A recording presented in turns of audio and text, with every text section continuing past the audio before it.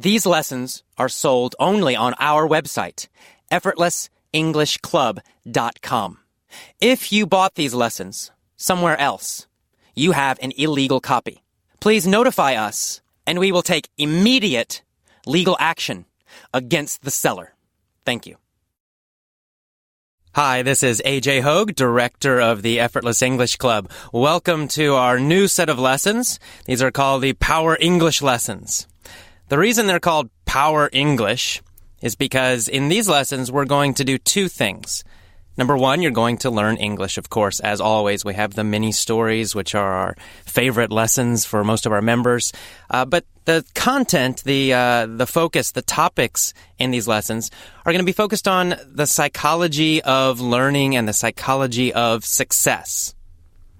Now, these ideas, they're not just my ideas. In fact, they come from a lot of other people. They come from people like Tony Robbins, who's a famous success coach, Robert Anton Wilson, Joe Vitale, Robert Kiyosaki, Alan Watts. So I've taken a lot of ideas from a lot of different people about this topic of the psychology of success. And the reason that we're going to talk about this in these lessons is that in my experience, most English students struggle and fail because of psychology, not because of methods, not because of teachers. Those things are important. But, Tony Robbins talks about the fact that psychology is 80% of success. And I think he's right based on my experience with many, many English students. Psychology is 80% of success. So 20% are the methods you use to study. 20% are the schools you go to, the teachers you have, the books you use. Those are important. We talk a lot about them. But the other 80% is psychology, your motivation, your emotions, how you manage your time. All of these things are, in fact, much, much more important. What I saw in my classes were that the enthusiastic students, the energetic students, the optimistic students always learned much faster. They succeeded. The ones who failed, the ones who dropped out and quit, the ones who struggled, had the opposite mentality. They had a very negative mentality. Their motivation was low. They tended to be pessimistic. They felt that they weren't good at English. They had ideas that English was very tough, very difficult. They struggled. They didn't have enthusiasm for English. They didn't love English. So in these lessons, we're going to talk about how can you manage your emotions? How can you develop that strong, powerful, enthusiastic attitude towards English? How can you maintain it so that you don't get bored? So that, in fact, you get stronger and stronger with English, and your psychology gets stronger, and you succeed. You reach your goals. You speak fluently, effortlessly.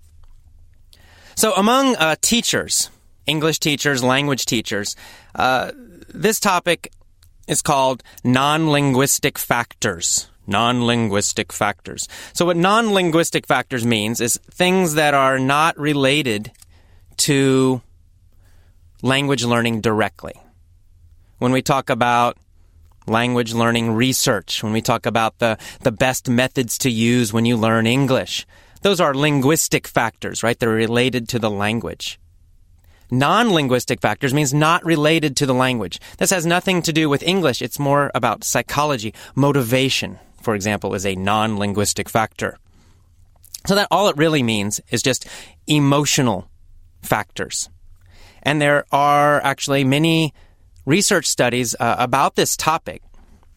Dr. Stephen Krashen down in Los Angeles, probably, again, the expert in language acquisition, language learning, has done many studies, and he has also looked at many studies, and he's found that non-linguistic factors are equally or, in fact, more important than the linguistic factors to determine who is successful ultimately.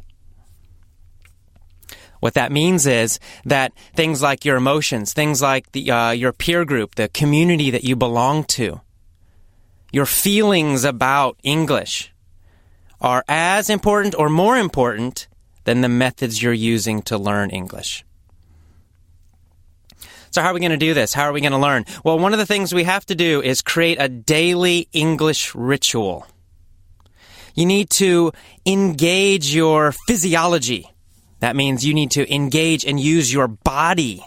You need to engage and use your subconscious. That's how you start to affect and strengthen your psychology.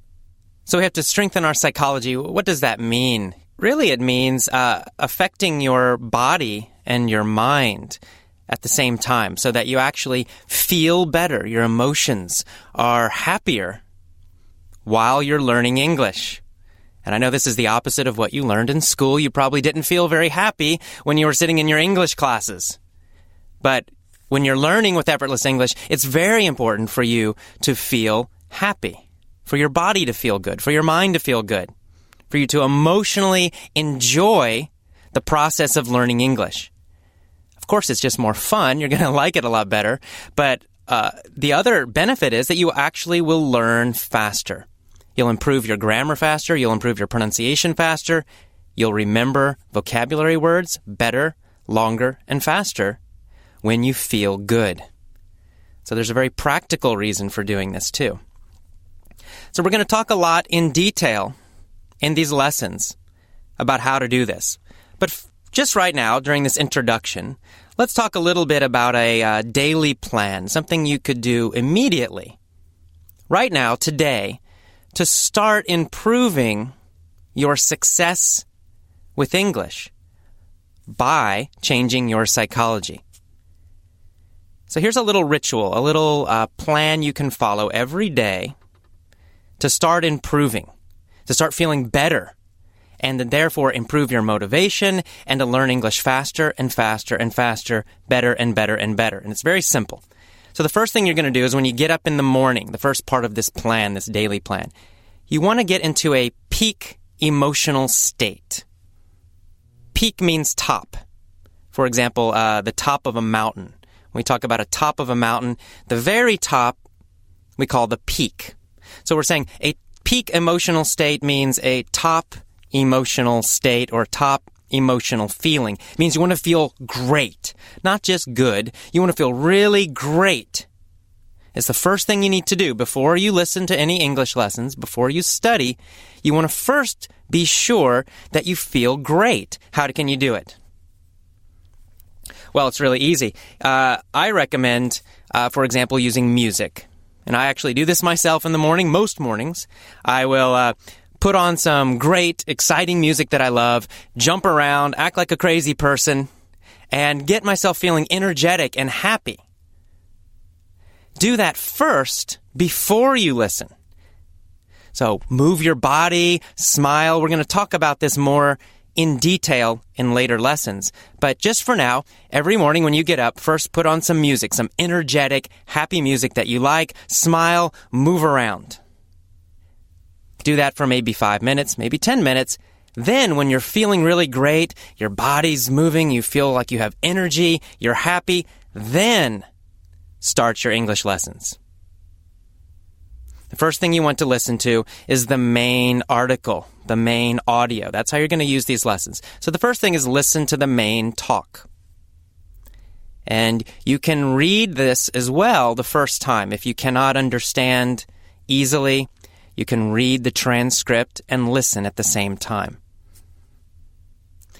Do this perhaps 2 times a day, starting with the main story and reading. Use a dictionary if you need to look up new words. Next, listen to the vocabulary.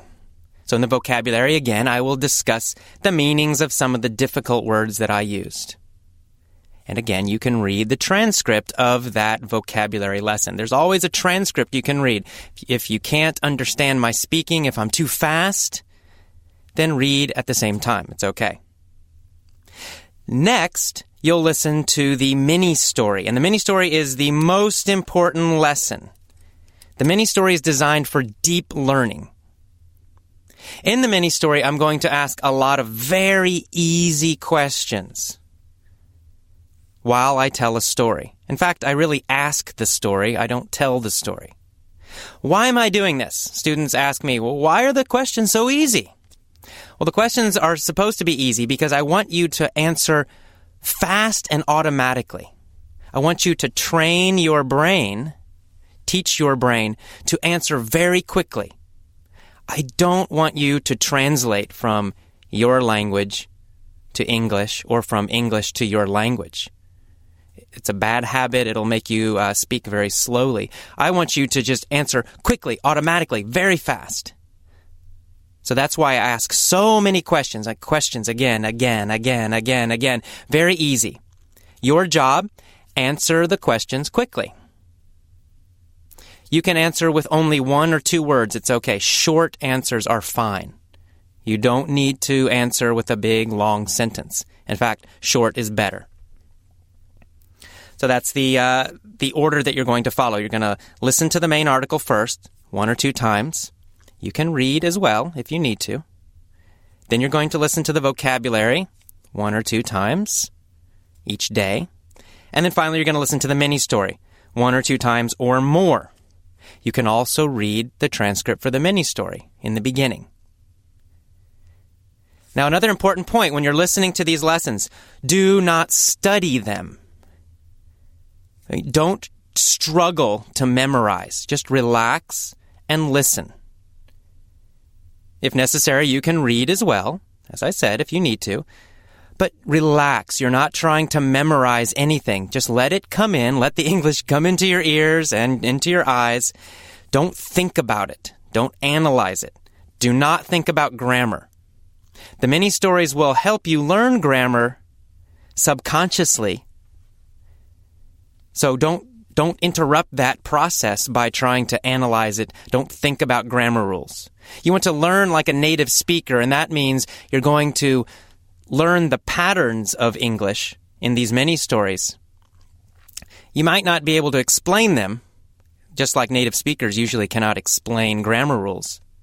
But that's okay. You want to be able to use them correctly. That's the important part. So again, you want to relax. Do not study. Do not think about grammar rules. Do not try to translate. Just relax and listen. That's why we call it effortless English. It should be effortless. You should be smiling, relaxed, and just listening. Now, another important point. You want to move your body while you're listening to the lessons. This will keep your energy high. So, what do I mean by that? Well, a really easy way to do this is just to walk. You've got an iPod, you've got your earphones in, listen to the lessons while you go for a walk. You can do 2 things at one time. You exercise, you improve your body, and you listen to English lessons and improve your mind at the same time. If you're sitting in a train, then maybe you just stretch your body a little bit. If you're in your car, you can move a little bit. You can move around in your seat. If you're at your house, you can go crazy. You can jump around. You can exercise very strongly. You can go to the gym. Do something with your body while you're listening to the lessons. It will keep your energy high. It will keep you feeling better. You'll actually learn faster by doing that. And finally, a very, very important point. You need to use our deep learning method. That means you listen to each lesson set for 1 week or more. So, for example, this introduction, it's got 3 parts. There's a main lecture, a main talk. There's a vocabulary section, and there's a mini story. Well, those 3, you want to listen to those 3 every day for 7 days. You want that repetition. Repetition's very important. You want it to go deeply into your brain. Just one time's not enough. Even if it's very easy for you, if you listen, you understand everything, it's simple, still follow the deep learning method. Still listen to the whole set for 1 week or more. On the other hand, if it seems very difficult, well, listen longer. 2 weeks is okay. Doesn't matter. The point is you want it to go very deeply into your brain, which means you want it to be almost effortless. It's just going to go into your brain and eventually just come out without you thinking. And that requires deep learning. It requires a lot of repetition. So that's kind of your basic plan for using these lessons. Again, first, you're going to get into a peak state. You're going to get excited. You're going to jump around. You're going to listen to music. You're going to feel great. Then you're going to listen to the main lecture, the main audio. 1 or 2 times. Then you're going to listen to the vocabulary 1 or 2 times. Then you're going to listen to the mini story 1, 2, 3, 4, 5 times every day. And remember, relax, feel good, and enjoy the lessons while you listen. Okay, that is it for our main section for this introduction. Next is the vocabulary. I'll see you next time. Bye-bye.